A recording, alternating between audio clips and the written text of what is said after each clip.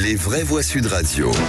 Et 3 mots dans l'actu, Félix, qui sont immigration, exaction et inondation. Le Sénat adopte sa version modifiée du projet de loi immigration. Le ministre de la Santé promet sur Sud Radio de faire rétablir à l'Assemblée l'aide médicale d'État pour les étrangers supprimée par les sénateurs. 3/4 d'heure d'atrocités insoutenables. Les images des exactions du 7 octobre du Hamas projetées dans quelques minutes devant 120 députés du groupe d'amitié France-Israël. Et puis le président Macron au chevet des sinistrés des inondations dans le Pas-de-Calais. 244 communes classées en catastrophe naturelle avec des fonds d'urgence pour les agriculteurs et les collectivités touchées. Les vraies voix Sud Radio. Pour l'adoption 210 contre 115. Le Sénat a donc adopté. C'est voté, la navette parlementaire va donc pouvoir repartir vers l'Assemblée nationale avec une version modifiée du projet de loi immigration. La majorité sénatoriale de droite et du centre y a notamment ajouté la suppression de l'aide médicale d'État pour les étrangers, l'AME qui serait remplacée par une aide médicale d'urgence, mesure à laquelle se sont opposés 3500 médecins dans une tribune. Alors, le ministre de la Santé, Aurélien Rousseau, l'assurait ce matin sur Sud Radio. Il compte bien faire rétablir l'aide médicale d'État quand le texte reviendra à l'Assemblée nationale. C'est un dispositif de santé publique qui protège tout le reste de la population, parce que ces populations migrantes, fussent-elles sans papier, elles sont porteuses de plus de risques d'épidémie, de virus, de maladies pneumologiques, donc il faut les soigner. Et il ne faut pas renvoyer tout ce monde vers les urgences, sinon on va faire exploser notre système de santé.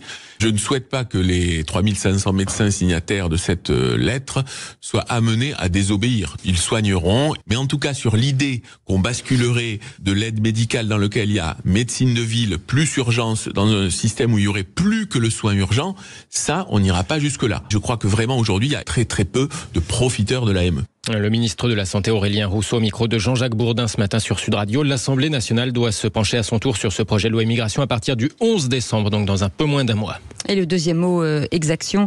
Des images insoutenables des meurtres du Hamas vont être projetées dans quelques minutes à l'Assemblée nationale. 3/4 d'heure d'abomination projetées devant les 120 députés du groupe d'amitié France-Israël. Les images des meurtres perpétrés par le Hamas le 7 octobre. Israël les a compilées pour montrer dans le monde entier la nature des actes commis ce jour-là.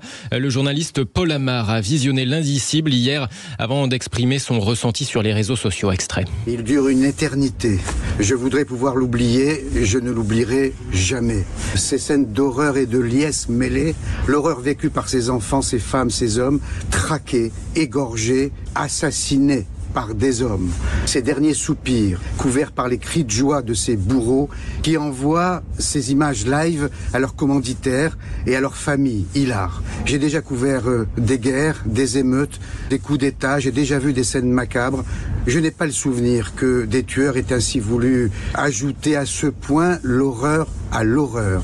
Tuer une seconde fois par mutilation ou par décapitation leurs victimes déjà mortes. Le Hamas l'a fait, c'était le 7 octobre 2023.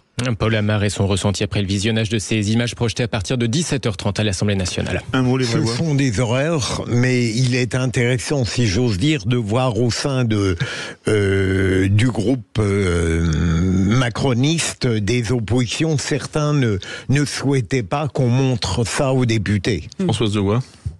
Faut le voir, moi j'ai mon portable qui est rempli de vidéos et je peux pas les regarder. Je salue tous les journalistes et les députés. J'ai beaucoup de députés qui y vont, des copains à moi, pas simplement de gauche, et je leur dis écoutez, courage, parce que c'est intenable en fait. Est-ce qu'il faut les regarder en fait? Oui. Est-ce qu'il faut aller les voir? Oui, absolument, pour l'histoire. Pour l'histoire. Il faut les regarder si c'est en rapport avec votre métier. Maintenant, sinon, non. Enfin, c'est absolument traumatisant. C'est au-delà du vertigineux. Donc, c'est important, quand c'est possible, par rapport à son métier, de se protéger de l'horreur. C'est bien. Ceci dit, là-dessus, Jean, vous serez d'accord. C'est bien que la presse française ait refusé. Il y a une presse, des journaux, même européens, qui ont diffusé. Et moi, je trouve qu'on a été super bien de ne pas le faire. Troisième mot, inondation. Emmanuel Macron, s'est rendu auprès des sinistrés du Pas-de-Calais. Des sinistrés qui ne sont pas au bout de leur peine et qui redoutent les nouvelles pluies à venir. Après des jours de crues et d'inondations, une annonce était particulièrement attendue pour faciliter les indemnisations par les assurances, le classement en catastrophe naturelle. Si je suis là, je le disais, c'est pour vous dire notre solidarité, notre soutien. Elle va se traduire dès cet après-midi par le classement de toutes les communes qui l'ont demandé en catastrophe naturelle. Donc il y en a 214 sur le département, une trentaine dans le Nord. Toutes celles qui l'ont demandé à date, ce sera publié donc au JO de demain. Évidemment, il peut y en avoir d'autres après qui viennent, et donc c'est un dispositif très souple et qui gardera toute sa souplesse dans les jours et les semaines qui viennent. Emmanuel Macron annonce aussi un fonds de soutien de 50 millions d'euros pour les collectivités sinistrées. Le dispositif des calamités agricoles sera activé en plus d'un fonds exceptionnel de soutien aux agriculteurs pour ces inondations et ces tempêtes en Normandie et en Bretagne. Merci beaucoup Félix Mathieu. On retrouve tout à l'heure après 18h pour le Top Click.